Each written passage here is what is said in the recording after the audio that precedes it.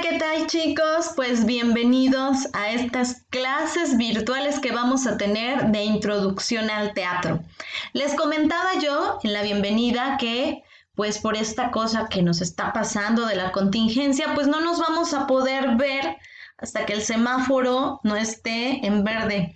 Así que apoyen a la causa, quédense en casita para que pronto podamos estar viéndonos. Mientras, pues les decía yo que es un poco complejo tener una clase de teatro de manera virtual, de movernos, de expresarnos, de tener contacto, pues esta vez voy a diseñar este curso para ustedes de historia del teatro. ¿Sale? Yo sé que escuchar la palabra historia a veces es decir, no, qué flojera, en qué me acabo de meter, me van a hacer leer un montón y yo es con que muchas materias sean virtuales. Mi intención es hacer estos videos como el que vamos a ver el día de hoy, donde les voy a ir explicando, ¿sí?, un poquito de la historia del teatro. No van a tener que leer, con que ustedes se sienten y vean este video es más que suficiente. Solo pongan atención, cómprense unas papitas, una frutita, háganse una frutita y mientras vean este video, ¿sí? Y así es como vamos a tener estas clases. Después de ver los videos hay una actividad que yo siento que está bien fácil hacer y mi intención es que se diviertan un poco haciéndola y aprendan algo diferente y por qué no lo puedan aplicar en su carrera. Ahora sí, dicho todo esto, ya me presenté con ustedes, mi nombre es Areli y vamos a comenzar. Fíjense que el teatro se originó con los ritos.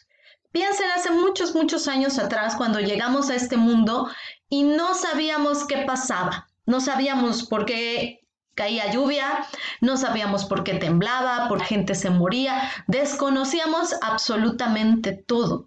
Y necesitábamos protegernos de este desconocimiento, necesitábamos la protección de algo, ¿sí? Y entonces se crea la deidad, ¿no? Que dependiendo de la religión de cada uno, tiene un nombre diferente, pero hay una deidad, ¿sí? Y es un ente al que no podemos ver ni tocar. Sabemos que está, que existe, que nos cuida, que nos protege, pero no podemos comunicarnos con él directamente. Y entonces cuando estos fenómenos pasan en las pequeñas comunidades que en su momento eran nómadas, pues tienen esa necesidad de comunicarse con la deidad para pedirle un favor, para agradecerle, pero no lo pueden hacer directamente como lo hacemos con las personas. Y es cuando alguien de esa tribu dice, ¿saben qué? Yo tengo el poder de comunicarme con ese Dios. Y esa persona asume un personaje, es el primer personaje que existe. Y se convierte en el brujo, en el sacerdote, en el chamán, que tiene el poder de comunicarnos con la deidad, con algún elemento, porque, por ejemplo, en México es mucho de comunicarse con la Madre Tierra, con el Padre Sol, ¿no? Piensen en Huacán, ¿no? La pirámide de la Luna, la pirámide del Sol, que están diseñadas para esos dioses, o incluso con los muertos. Y es así como empieza a crearse el teatro, pero todavía no se llama teatro, se llama teatralidad, ¿sí? ¿Por qué? Porque se vuelve algo solemne. Dejamos de ser como normalmente somos, ¿sí? Y agarramos nuestra disposición para comunicarnos con la deidad. ¿Ok? Y en esta todos participan, todavía no hay público, no hay alguien que esté viendo lo que estoy haciendo. Y si el chamán dice que me hinque, me hinco, ¿sí? Y si dice bebe esta sangre, bebo esta sangre, ¿no? ¿Por qué? Porque todos estamos en la misma convicción. El lugar se resignifica, esto es bien importante, se crean simbolismos. Aquí, por ejemplo, les puse, un ritual más antiguo que le sacaba el corazón a alguien, ¿sí? Como sacrificio. O aquí por ejemplo, de Día de Muertos, símbolo, por ejemplo, la vela, ¿no? Que representa la luz para que los muertos puedan llegar. El cempasúchil, que ¿no? Si vieron, por ejemplo, la película, se me fue el nombre, de Coco, ¿se acuerdan que el cempasúchil es el puente para que ellos lleguen, ¿no? Es un símbolo. ¿sí? Está simbolizando la unión entre los vivos y los muertos. Igual el sahumerio, aquí vemos que está esta persona echando este humito y así está purificando el lugar. Las cosas, ¿no? Y tienen un significado más fuerte. A esto se llama simbolizar. Y todavía no hay teatro, sino teatralidad. ¿Ok? Después vamos a ver dónde más hay teatro. Y el teatro está en el juego. Nosotros, desde que somos chiquitos, ¿sí? Acuérdense que jugábamos a ser superhéroes, jugábamos a la casita. Eso es teatralidad. Todavía no hay teatro, ¿verdad? Es teatralidad y aquí todavía no hay público. Pero así empezamos a conocer el mundo, ¿sí? Imitamos la vida. Esto se llama mímesis y es muy importante en el teatro. Asumimos roles. Aprendemos lo que hace una mamá, lo que hace un papá, lo que hace un héroe, ¿sí? Y algo bien importante en los juegos, hay un sentido de verdad. Les voy a poner un ejemplo de mi niño. Mi niño cuando tenía 4 años, le gustaba mucho Batman, ¿no? Y agarraba, se ponía su máscara y se aventaba de las escaleras. Y yo le decía, Santiago, tú no te puedes aventar de las escaleras. Es muy peligroso. Y él me decía, mami, sí, sí es peligroso. Pero cuando yo soy Batman, puedo hacer.